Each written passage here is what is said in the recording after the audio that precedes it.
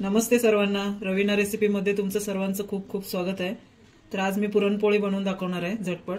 तर आपल्याला जेव्हा लवकर पुरणपोळी बनवायची असते, कोणी आपल्याकडे पाहुणे वगैरे आले तर त्याच्यासाठी मी झटपट कुकरमध्ये कशी पुरणपोळी बनवायची, कशी डाळ शिजवून घ्यायची ते दाखवणार आहे। तर हे मी 2 ग्लास डाळ घेतलेली आहे।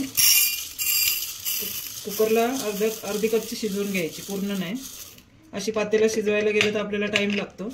हे फुल 2 ग्लास मी डाळ घेते।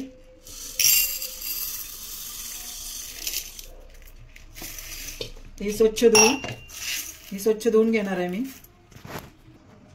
तर ही मी 2 पाण्याने स्वच्छ धुवून घेतलेली आहे। तर याच्यामध्ये आता पाणी किती घालायचं, तर 1 ग्लास मी डाळ 2 ग्लास डाळ घेतलेली आहे, तर मी 2-2.5 ग्लास याच्यामध्ये पाणी घालणार आहे।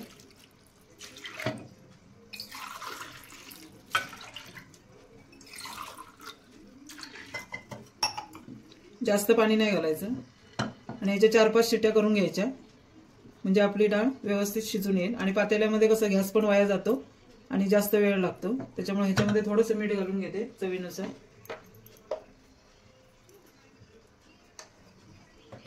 याचे 4-5 शिट्ट्या घेते।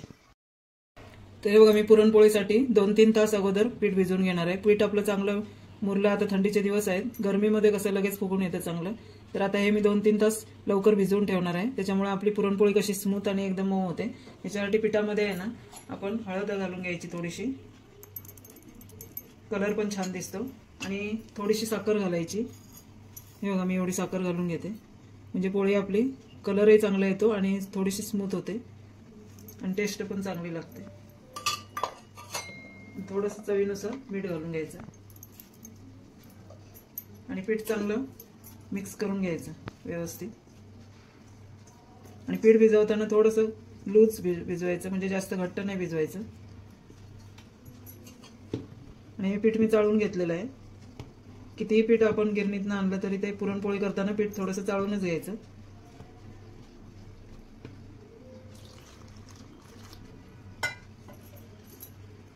थोडंसं लूज भिजवायचं पीठ, म्हणजे पुरणपोळी आपली मऊ सूत होते चांगली।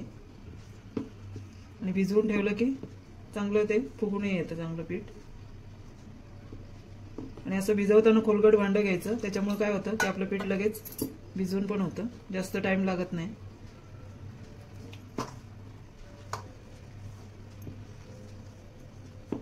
चपातीला पण आपण पीठ जर थोडंसं लूज भिजवलं तर चपाती आपली दुसरे दिवसपर्यंत मऊ राहते चांगली। असं लूज व्यवस्थित पीठ भिजवून घ्यायचं, अजून फुगून ते पातळ होणार। पाण्याचा हात लावून लावून चांगलं मळून घ्यायचं।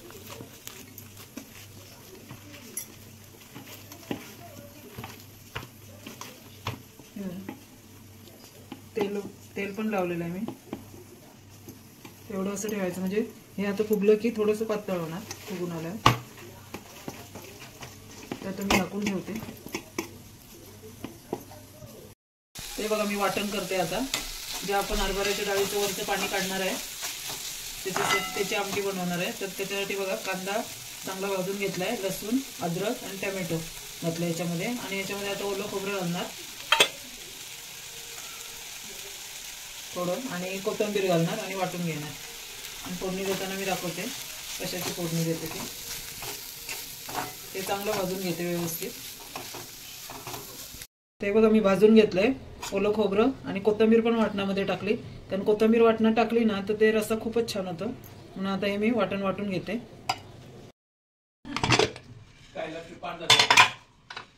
हे बघा, आपली डाळ शिजलेली आहे।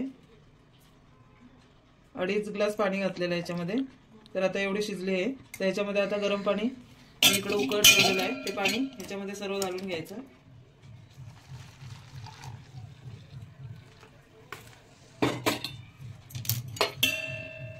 चांगले हलवून घ्यायचे आणि एक कड काढायचा याला।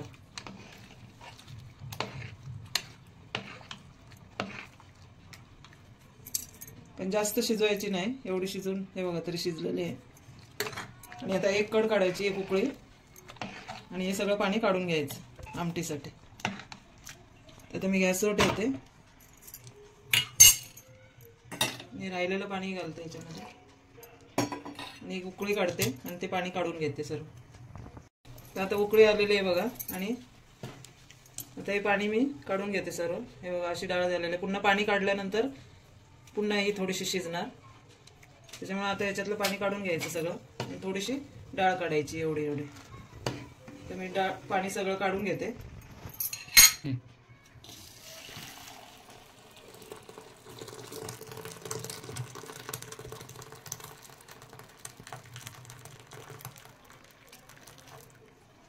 आता डाळ थोडीशी ह्याच्यात पडलेली आहे. आता हे पाणी आटवे तोपर्यंत चांगलं. हे पाणी सुकल्याशिवाय गुळ घालायचं नाही याच्यामध्ये. आता हे चांगलं पाणी सुकून घ्यायचं म्हणजे त्याच्यात आपली डाळ चांगली अजून शिजली जाते आणि मग गुळ घालायचं. हे डाळ शिजलेली आहे. तर आता मी मध्ये मध्ये हलवत राहायचं चांगलं आणि चांगलं पाणी ते सुकू द्यायचं म्हणजे आपलं गुळ घातल्यानंतर पुन्हा पाणी सुटणार याला. म्हणून हे पाणी चांगलं कोरडं करून घ्यायचं आणि मग गुळ घालायचं त्याच्यामध्ये. तर मी गॅस बारीक ठेवते. आता मोठा गॅस ठेवला तर लागण्याची भीती असते म्हणून गॅस बारीक ठेवायचा म्हणजे त्याच्यात डाळ पण शिजली जाते आणि गुळ घातल्यानंतर डाळ शिजणार नाही. म्हणून परफेक्ट आपली डाळ चांगली शिजवून घ्यायची.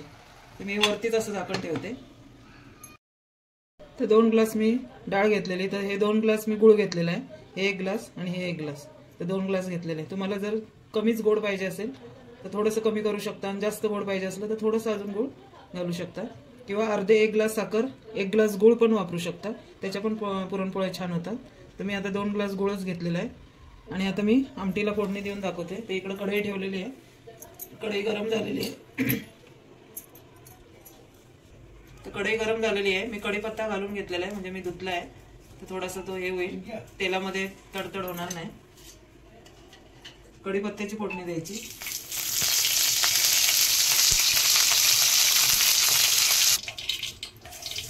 आणि याच्यामध्ये मोहरी घालून घ्यायची.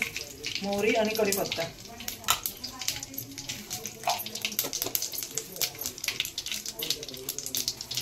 गॅस बारीक ठेवायचा. आता मोहरी आपली तडतडलेली आहे. त्याच्यामध्ये लाल तिखट घालून घ्यायचं. तर मी 2 चमचे घातलेले आहे. तुम्हाला जेवढं पाहिजे तेवढं तुम्ही घालू शकता. आणि हे वाटण मी दुपारी वाटून ठेवलेलं आहे.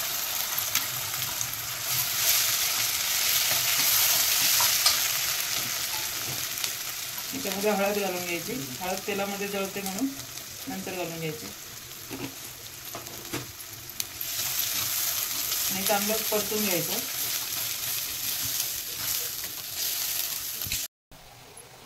तेव्हा डाळ आता कोरडी होत आली.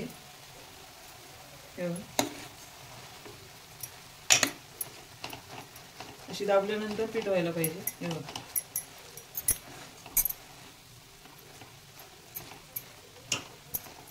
त्याच्यामध्ये पाणी अजिबात नाहीये. हे बघा खाली चमचा घातल्यानंतर कोरडी दिसते. तर मी तुम्हाला शिजवताना 2 ग्लास पाणी 2.5 ग्लास पाणी घातलेलं आणि 2 ग्लास डाळ घातलेली असं प्रमाण ठेवायचं म्हणजे बरोबर हे होतं. तर आता बघा डाळ व्यवस्थित पीठ झालेली आहे. हे बघा आता याच्यामध्ये मी गुळ घालून घेते. हे बघा असं तेल सुटेस तोपर्यंत मसाला चांगला भाजून घ्यायचा. आणि आता याच्यामध्ये मी पाणी घालून घेते.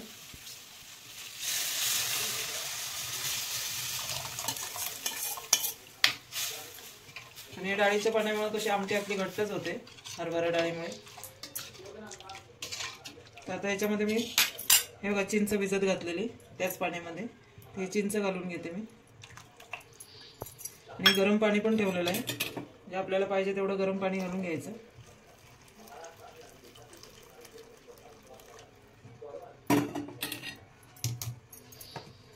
थोडं मीठ घालायचं.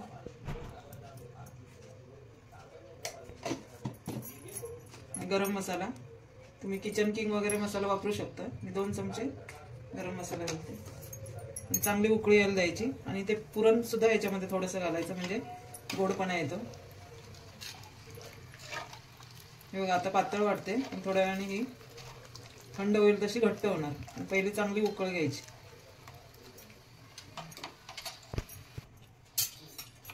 बघा याच्यामध्ये आता मी गुळ घालून घेते. हे बघा एकदम कोरडी झालेली आहे डाळ.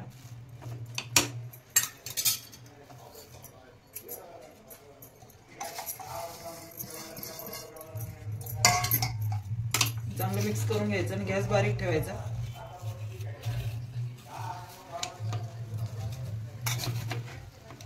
चांगलं हलवून घ्यायचं. आता या गुळाचं पाणी सुटणार आणि ते पुन्हा आटवायला आपल्याला थोडा टाइम लागेल, म्हणून पहिला डाळ चांगली शिजवून घ्यायची.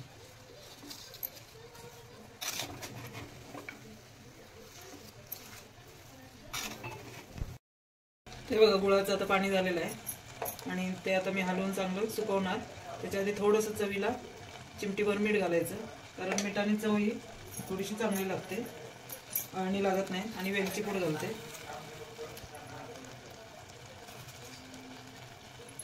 जायफळ, तुम्ही जायफळ असलं जायफळ पण घालू शकता. असं हे चांगलं हलवत राहायचं, म्हणजे आपलं पुरण कोरडं होत राहणार. हे बघा थोडंसंच राहिलेलं आहे. चांगलं कोरडं करायचं म्हणजे पुरण चांगलं घट्ट व्यवस्थित होणार. असं हलवत राहायचं म्हणजे खाली लागणार पण नाही. आता गॅस मी मिडियम ठेवलेला आहे आणि आता ह्याच्यावर पुन्हा थोडंसं 2 मिनिटं झाकण ठेवणार, म्हणजे आतल्यात हे डाळ पण शिजते चांगली आणि आपलं व्यवस्थित गुळ पण हे होतं. हे बघा आपलं पुरण 10-15 मिनिटं लागले लगेच लवकर, कारण पाणी पूर्ण काढलेलं त्याच्यामुळे लवकर गुळ घातल्यानंतर व्यवस्थित लवकर झालं.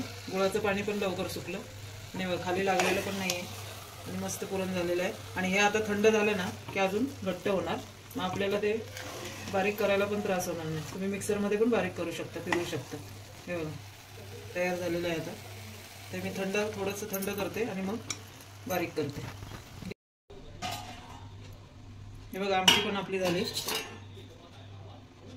तरी पण मस्त आलेली आहे आणि छान झालेली आहे आमटी. कोथिंबीर वाटून घातलेली त्याच्यामध्ये, त्याच्यामुळे चव पण चांगली येते. आणि चिंच आणि गुळ पण थोडंसं टाकलं त्याच्यामध्ये. हे डाळ तुम्ही थोडीशी याच्यामध्ये वाटल्यानंतर पण टाकू शकता याच्यामध्ये, त्याच्यामुळे चव चांगली येते. आणि थंड झाली की आमटी घट्ट होत राहते आणि अशी पातळच बरी वाटते पुरणपोळी बरोबर. त्यात मी गॅस बंद करते. तर असं मी पुरण वाटायला एक स्टीलचं भांडं घेतलंय, त्याच्यावर ही चाळण ठेवणार. त्याच्यानंतर हे बघा हे पुरण आता थोडंसं थंड होत आलं. जास्त थंड केलं तरी येतं, पण आता चांगली शिजलेली आहे आपली डाळ. मी आता थोडंसंच गरम आहे तरी वाटून घेते, म्हणजे गरम असताना थोडं पटापटा होतं. याच्यामध्ये असं घालून घ्यायचं आणि एक फुलपात्र किंवा तांब्या किंवा ग्लास घेऊन तुम्ही असं करू शकता, लगेच होतं. आणि गरम असलं की लगेच होतं. तसं मी आता हे ह्याच्यात पडतं खाली, किंवा पुरण यंत्रावर सुद्धा करू शकता, मिक्सरला पण फिरवू शकता तुम्ही. तर आता मी हे असं चाळणीमध्ये करून घेते. हे बघा मी फुलपात्र पण घेतलं नाही आणि ग्लास पण नाही घेतलं, तर हे चमच्याने बघा पण 10 मिनिटात मी हे पुरण बारीक केलं. तर तुम्हाला दाखवते कसं. हे बघा असं पटापटा होतं आणि साईडला आलेलं पण असं आपण करू शकतो. हे बघा असं हे मी 10 मिनिटच लागले मला सगळं करायला. ते बघा मी पुरण आता हे पातेल्यातलं ह्याच्यामध्ये काढून ठेवलं. मी आता पुरणपोळ्या बनवून दाखवते तुम्हाला. एवढं पुरण झालं बघा 2 ग्लासाचं. हे राहिलं तर आपण असंच फ्रीजमध्ये ठेवू शकतो, जेवढं पाहिजे तेवढं पुरणपोळ्या करून घेऊ शकतो. तर याच्यामध्ये आता मी काढून घेतलं. तर आता पुरणपोळी बनवून दाखवते. हे बघा पीठ मी भिजवलेलं किती मऊसूत झालेलं आहे आणि 3 तास ठेवलेलं मी तसंच. आता थंडीचे दिवस म्हटल्यानंतर एवढं काही हे होत नाही. तेव्हा एवढं पातळ असं केलं ना की पुरणपोळी पण आपली चांगली येते. हे बघा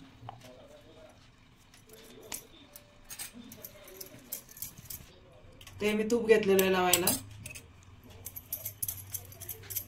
असं गोळा घेऊन हात तेलाचा लावायचा आणि असं चांगलं हे करून घ्यायचं. जेवढी पुरणपोळी पाहिजे तुम्हाला, मोठ्या छोट्या ते करून घ्यायचं. असं हे केलं याच्यामध्ये आपल्याला जेवढं पाहिजे तेवढं करून घ्यायचं. हे पुरण पण चांगलं बारीक झालेलं आहे. हे असं असं पकडून असं हे करायचं.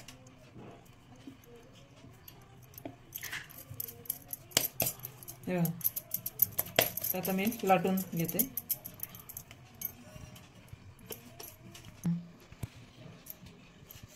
ते बघा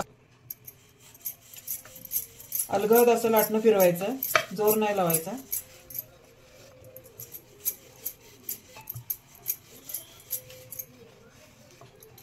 म्हटलं त्याच्यावर असं पीठ शिंतडून घ्यायचं.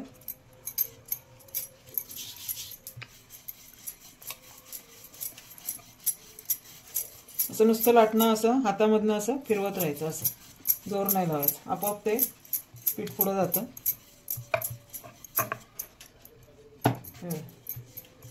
पुरणपोळी पण उचलते चांगली.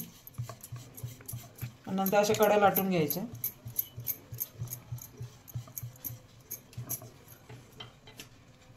झालं. आणि असं इथं गॅस बारीकच आहे, हातावर लगेच तापतं म्हणून मी बारीकच ठेवलं.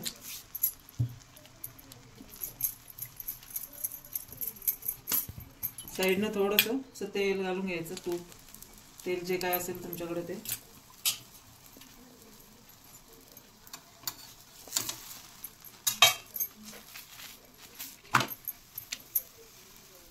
आता गॅस थोडंसं वाढवायचं.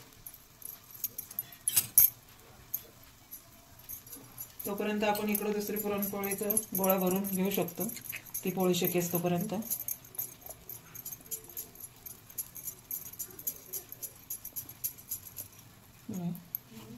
आता हे गोल अशी फिरवत राहायची.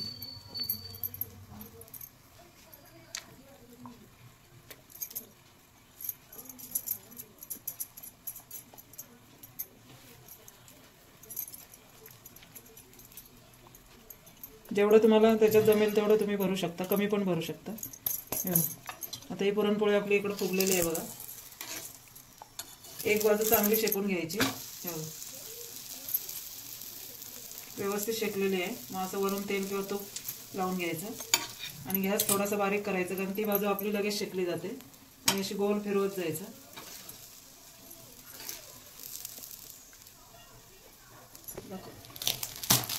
ते बघा व्यवस्थित शेकलेली आहे. तर 2 मिनिटं इकडे शेकून घ्यायची आणि अशी काढून घ्यायची. ते बघा मी अशा आता सगळ्या करून घेते. हे बघा आपल्या पुरणपोळ्या तयार झालेल्या आहेत. मी जेवढे लागतील तेवढेच केलेत. ते बघा मऊसूत अगदी मस्त झालेलं आहे. ते तुम्हाला एक दाखवते. हे गरम आहे. हे बघा एकदम मऊ मऊ झालेले आहेत. तर तुम्ही ही रेसिपी नक्की करून बघा आणि माझ्या चॅनलला लाईक करा, शेअर करा आणि सबस्क्राईब करा.